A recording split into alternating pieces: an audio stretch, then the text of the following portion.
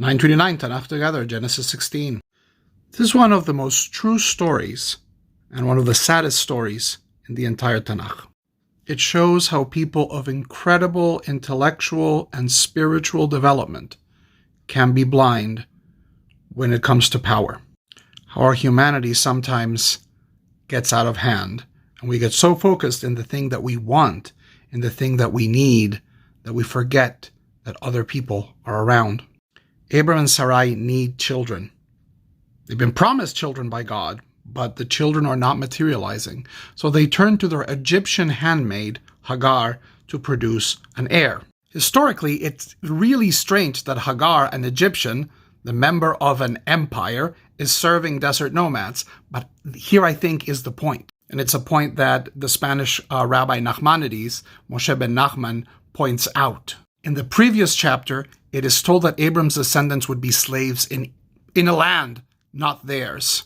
And here we have Egypt reappearing in the horizon. The language in which Sarai speaks of Hagar, she doesn't mention her name, and it's all about in her eyes, in her eyes. It's all about perception. It's a perception that ends in oppression.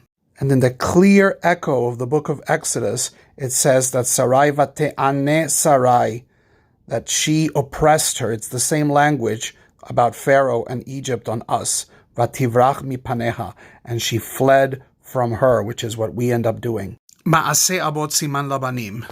The deeds of the ancestors are a signpost for the child, for the children. The elders of our tradition, our fathers, our mothers, our teachers, in their greatness, might have bequeathed us all also problems, and may have bequeathed us parts of our tradition which are going to come and require fixing, or in this case, atonement.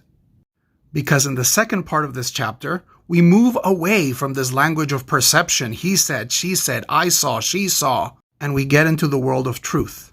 When the angel appears to Hagar, the first thing he says, or it says, is Hagar.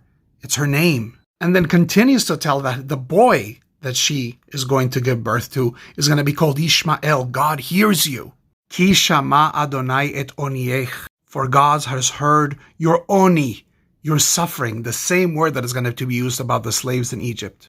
Sadly, this is not the time for the liberation of Hagar. This is going to happen again and again to the many Hagars in all of the nations in the world. But it's a core tenet of our faith that God sees the oppressed and listens to their voice. And we that walk in the path of Abraham and try to correct his mistakes should listen also.